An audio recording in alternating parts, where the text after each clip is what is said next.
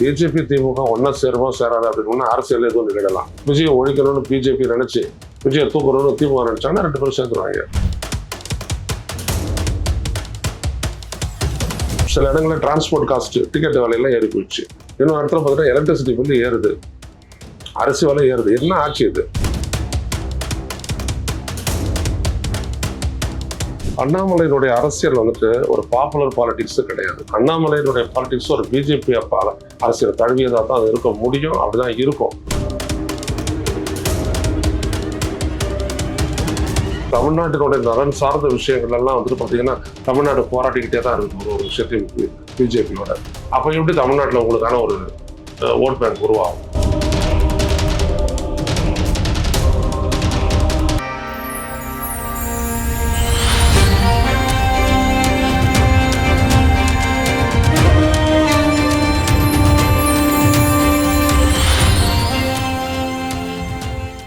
அனைவருக்கும் வணக்கம். இன்னைக்கு நம்மளோட திரு ஐயநாதன் ஐயா தான் இணைஞ்சிருக்காரு. அவர்கிட்ட நிறைய விஷயங்கள் கிட்ட தெரிஞ்சு போறோம். நிகழ்ச்சிக்கு போகலாம்.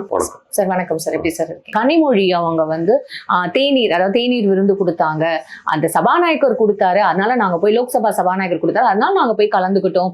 இல்ல நாங்க அது கூட கலந்துக்கல, நாங்க சீட் மாத்தி ரொம்ப நாளா கேட்டோம், அதனால தான் போய் கலந்துக்கிட்டோம் அப்படின்றது வந்து இப்போ ஒரு விஷயம் சொல்லியிருக்காங்க. பிஜேபியும் டிஎம்கேவும் வந்து ஒன்னு சேர்ந்துடும் அப்படின்ற ஒரு கணிப்பு இப்ப நிறைய பேர் வந்து பொலிட்டிக்கல் அனலிஸ்ட் வந்து சொல்லிட்டு இருக்காங்க. இது எந்த அளவுக்கு சார் நம்ம எதிர்பார்க்கலாம்? பிஜேபி திமுக ஒன்னா சேருமா சேராது அப்படின்னு அரசியல் எதுவும் நிகழலாம். அது அப்படியே வச்சுக்கோங்க. விஜயை வந்துட்டு காலி பண்ணணும் அப்படின்னா விஜயை ஒழிக்கணும்னு பிஜேபி நினைச்சு விஜயை தூக்கணும்னு திமுக நினைச்சாங்கன்னா 2 பேரும் சேர்ந்துருவாங்க. அது விஜய்க்கு தெரியும், அதனால தான் அவர் பயப்படுறாரு. புரியுதுங்களா? ஒன்று. 2வது விஷயம் என்னன்னா, தொகுதி மறுவரையை பொறுத்த வரைக்கும் பிஜேபி என்ன ஐடியால இருக்கு? இன்னும் வரல. ஆமா, அது வச்சு நம்ம இன்னும் அதான் இவங்க பேசிட்டு இருக்கிறாங்க. அவங்க இன்னும் வரல. வர்றதுக்கு முன்னாடி இவங்க எல்லாம் பேசிட்டு இருக்கிறாங்க. நான் என்ன சொல்ல வரேன் அப்படின்னா, எப்படி வரணும் போது இவங்களால சொல்யூஷனை சொல்ல முடியல. ஸோ நீங்க இது வரைக்கும் பாத்தீங்கன்னா கிட்டத்தட்ட 50 ஆண்டு காலத்துக்கு மேல தள்ளி போட்டுக்கிட்டே வந்துட்டு இருக்கீங்க. ஒருவேளை கேஸ் போட்டாங்க யாராவது நீதிமன்றத்தில், ஒரு பப்ளிக் இன்ட்ரெஸ்ட் லிட்டிகேஷன் உச்ச நீதிமன்றத்தில் போட்டாங்கன்னா இதை பண்ணுன்னு சொல்லிட்டு உத்தரவு கொடுத்துருப்போம். அப்ப என்ன பண்ணுவீங்க? என்ன அடிப்படையில் பண்ணுவீங்க? ஏதாவது ஒரு அடிப்படையில் நீங்க ஒத்துக்கிட்டாகணும்ல. அப்போ அது என்ன அடிப்படை தெரியாது உங்களுக்கு யாருக்குமே. அப்போ அதுதான் இங்க பிரச்சனையே. ஸோ இவங்களுக்கும் பிரச்சனை, பிஜேபிக்கு அதான் பிரச்சனை. என்ன அடிப்படையில் எல்லாத்தையும் கொண்டு வர்றது அப்படின்றது அவங்களுக்கு தெரியல. ஏன்னா பாப்புலேஷன் யூஸ் பண்ணீங்க அப்படின்னோம்னா தமிழ்நாடு வஞ்சிக்கப்படும். 39ன்றது 29 சீட் ஆயிடும். சார் ஒருத்தருக்கு 39ன்றது 60 ஆகுமே தவிர கம்மி ஆகாது அப்படின்னு சார் அமித்ஷா தொடர்ந்து சொல்றது என்னன்னா, நாங்க அப்படியே 20% அப்படியே உயர்த்த போறோம் அப்படின்றாங்க. பெண்களுக்கு தான் அந்த மிச்சம் இருக்கிற சதவீதமும் வந்து அப்படிலாம் இல்ல. மொத்தத்துல வந்துட்டு அவர் சொல்லக்கூடியது என்னன்னா 20%. இப்ப எவ்வளவு சீட் இருக்குதோ அதுல 50% வந்துட்டு நாங்க இன்க்ரீஸ் பண்ணுவோம்னு சொல்றாரு அமித்ஷா. அப்படி பண்ணாங்கன்னா 59 சீட் 60 சீட் வரும். உண்மைதான். ஆனா உத்தரப்பிரதேசத்துக்கு வந்துட்டு 80 120 ஆகும். புரியுதுங்களா? இப்ப அந்த மாதிரி இன்க்ரீஸ் ஆச்சுட்டோம்னா பழையபடி வந்துட்டு தென் மாநிலங்கள்லாம் வந்துட்டு ஒரு ஓரம் கட்டப்பட்டது நிலையில தான் இருக்கும். ஏன்னா கேரளாவில் 20ன்றது 30 தான் ஆகும். இப்படி எல்லாம் வந்துட்டு பெருங்கிடாலும் சுருங்கும் அப்படின்ற ஒரு நிலை தான் சார். அந்த மசோதா அவ்வளவு சீக்கிரத்துல வந்து வந்துருமா சார்? அது வரல. வரும்போது என்ன ஃபார்ம்ல வரப்போகுதுன்றத இங்க question. See, at a point of time you must have to finish this. ஏன்னா அது வந்து சட்டப்படி, அரசமைப்பு சட்டப்படி ஒரு சென்சஸ்க்கு அப்புறமும் செய்ய வேண்டியது. செய்யவே இல்லை. இப்ப சென்சஸ் எடுத்துட்டு இருக்கோம்ல சார் நம்ம. இப்ப அதான் இதுக்கு அப்புறம் செஞ்சு செய்யறாங்கன்னு வச்சுக்கோங்களேன். பிஜேபி என்ன அடிப்படையில செஞ்சாங்கன்னா தமிழ்நாட்டுக்கு 25 ஆயிடும். பாப்புலேஷன் படி பண்ணாங்கன்னா 25 ஆயிடும். சென்சஸ் பத்தி பேசும்போது நம்ம ஏன் சார் நீங்க ஜாதிவாரி கணக்கெடுப்பு எடுக்கவே மாட்டேங்கிறோம்? இல்ல, ஜாதிவாரி கணக்கெடுப்புன்றது இந்திய ஒன்றிய அரசு எடுக்கிறான்றாங்க. ஆனா அவங்க வந்து சரியா எடுக்கல. ஜாதிவாரி கணக்கெடுப்பு சரியா எடுக்கல. பீகார்ல மட்டும் கரெக்டா எடுத்திருக்காங்களா சார்? இல்ல அவங்க மாநில அரசு செய்யும் போது அது வந்து சரியா வரலாம். இந்திய ஒன்றிய அரசு செய்யும் போது மாநில பட்டியல்ல என்ன மாதிரி குறிப்பிட்டு இருக்கிறாங்களோ அதே பட்டியலை வச்சுக்கிட்டு நீங்க அந்த பட்டியலில் எங்க வரீங்கன்னு கேட்டு டிக் பண்ணாங்கன்னா போறோம். ஆனா இவங்க அப்படி பண்ணல. உங்க ஜாதி என்னன்னு கேட்கறாங்க. ஜாதின்றது ஏகப்பட்ட சப்டிவிஷன்ஸ் இருக்குது. அந்த சப்டிவிஷன் சொன்னாங்கன்னா அதெல்லாம் வந்துட்டு நீங்க கூற போடவே முடியாது. அதாவது எனர்ஜி ஒண்ணு பண்ண முடியாது, டஸ்டர் ஆக்க முடியாது. அந்த பிரச்சனையை வந்துட்டு பிஜேபி பண்றாங்க, குழப்பத்தை ஏற்படுத்துறாங்க. இப்போ நம்ம மாநில அரசுக்கு வந்து முன்னாடி இந்த திமுக ஆட்சியிலேயே வந்து they have the rights இல்ல சார்.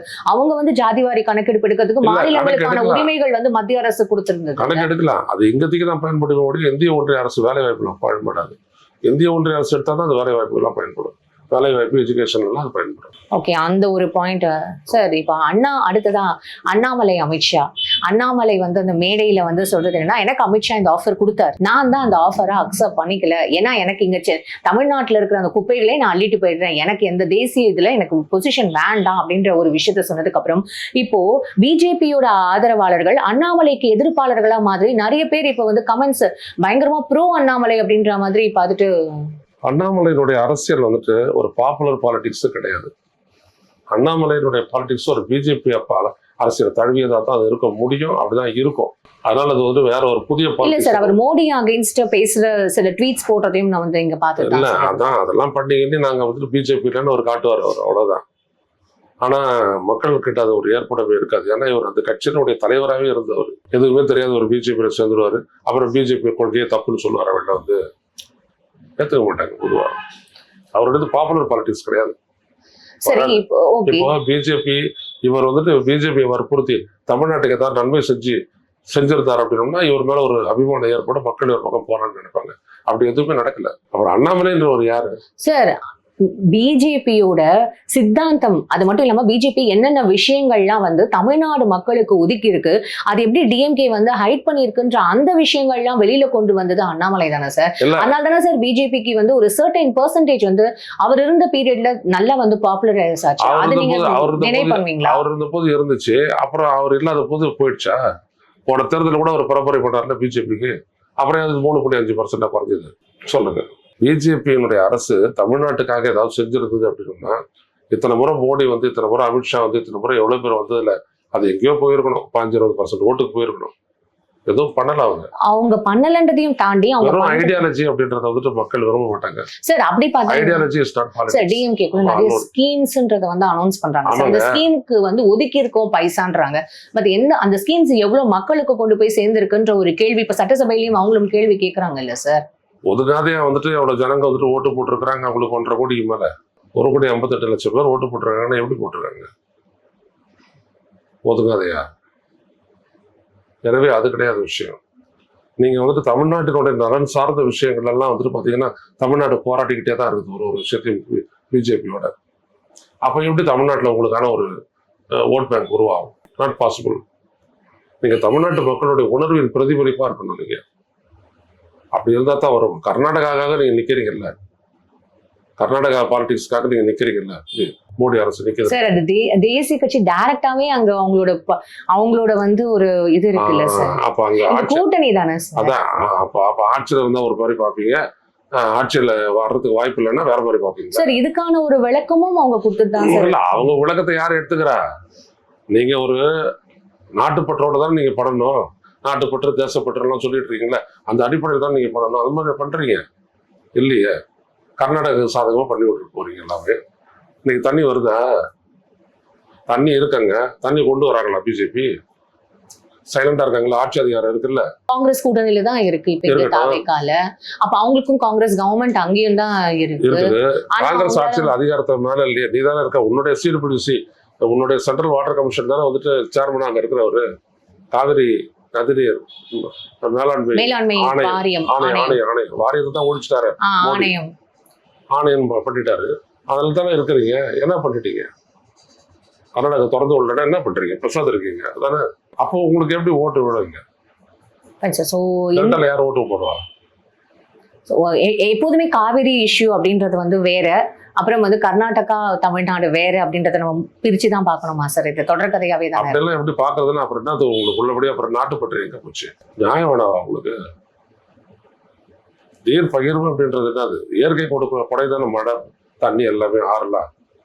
அதில் பிரிச்சுக்கிறதுக்கான ஒரு ஃபார்முலா கொடுத்ததுக்கு அப்புறமும் அதன்படி தரமாட்டேன்னு கர்நாடகா சொல்லும் போது நீங்க தலையிட்டு திறந்து விட வேண்டியதானே சார்? சுப்ரீம் கோர்ட்டை விட வேற என்ன சார்? சுப்ரீம் கோர்ட் சொல்லிடுச்சுல்ல, அதை நடைமுறைப்படுத்த வேண்டியது. அப்ப நம்ம கொடுக்கலன்னு போது நம்மளும் இங்க வழக்கு தொடர்ந்து அவங்க மேல வந்து கேட்டுட்டு தானே சார் இருக்கோம். உச்சநீதிமன்றம் என்ன சொல்லியிருக்கு? நேற்று நேற்று என்ன தீர்ப்பு கொடுத்துருக்குது? காவிரி மேலாண்மை ஆணையம் கொடுத்ததை வந்துட்டு நடைமுறைப்படுத்த சொல்லிடுச்சுல்ல. இப்ப என்ன பண்ண போறாரு ஒரு மோடி? அது வரைக்கும் பிரசாத் தானே இருந்தாரு. இதுதான் உச்சநீதிமன்றம் சொல்லணும்னு தெரிஞ்சாலும் தமிழ்நாடு போயிட்டு கேஸ் போட்டாங்க. அப்ப நீங்க என்ன பண்ணிருக்கணும்? முன்னாடியே கர்நாடக அரசு கூப்பிட்டு சொல்லலாம்ல, அரசமைப்பு ரீதியாக வந்துட்டு உங்களால வந்துட்டு அவங்களுக்கு வந்துட்டு எச்சரிக்கை விடுக்கக்கூடிய அதிகாரம் இருக்குல்ல, ஏன் விடல?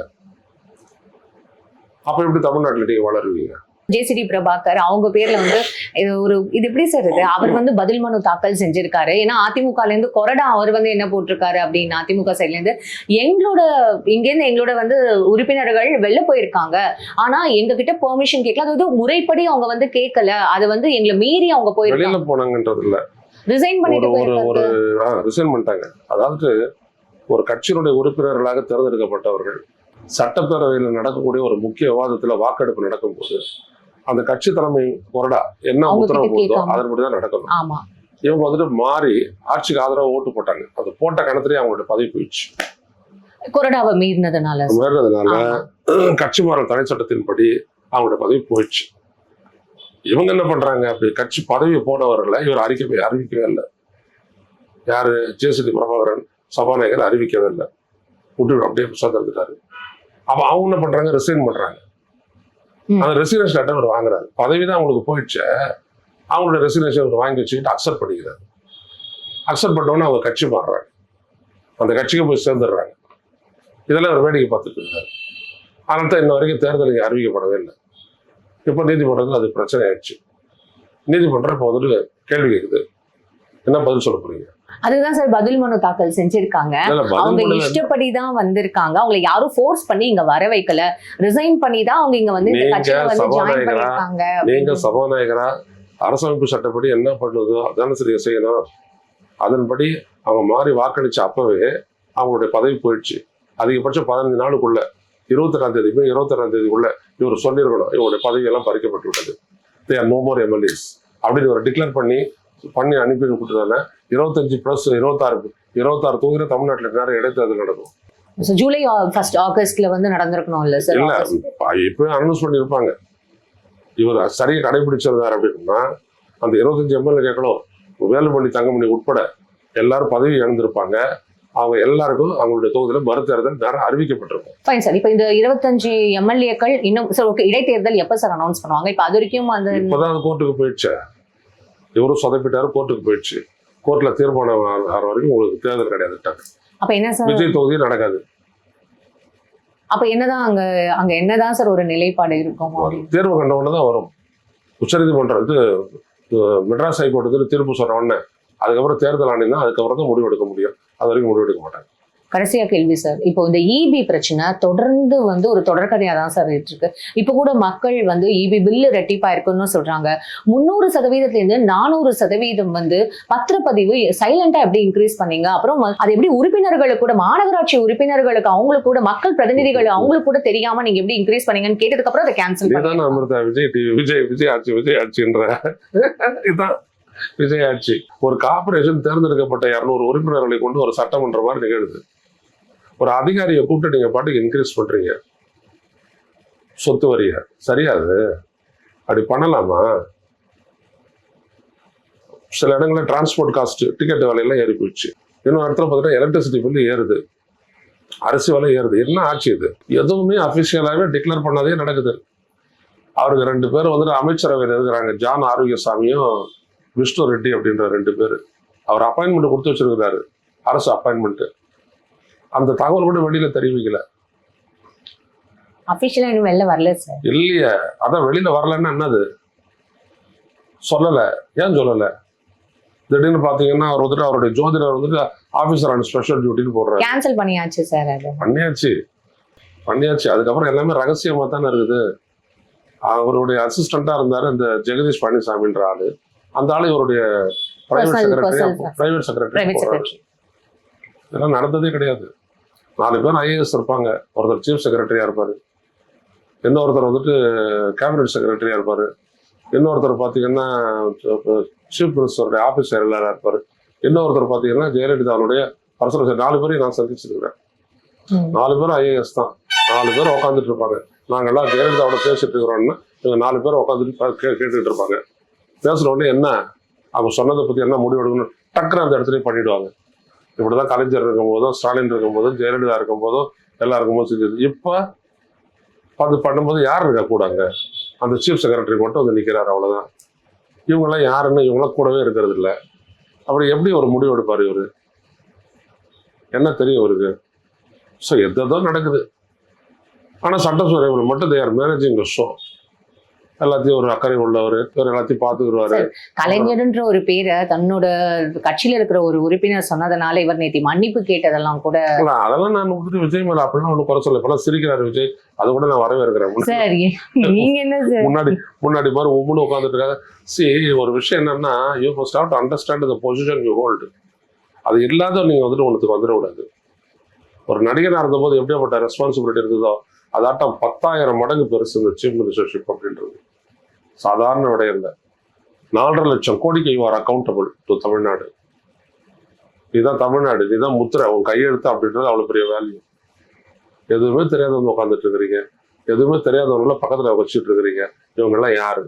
இப்ப ஏதோ ஆபீஸ் பில்டிங் மாற போறதா சொல்லிட்டு அது ஒரு டெண்டர் முறைகேடு. அதெல்லாம் நான் சொல்லல. அதெல்லாம் ஒரு பர்சனல் சாய்ஸ் அவங்க பண்ணலாம். அது பத்தி ஒன்றும் இல்லை. அது பண்ணிக்கிறாரு, அவ்வளவுதான். அதெல்லாம் பத்தி தயாரா இல்லை. ஃபைன் சார், நிறைய விஷயங்கள் ஷேர் பண்ணீங்க. தொடர்ந்து பேசுவோம். உங்க நேரத்துக்கு ரொம்ப நன்றி சார்.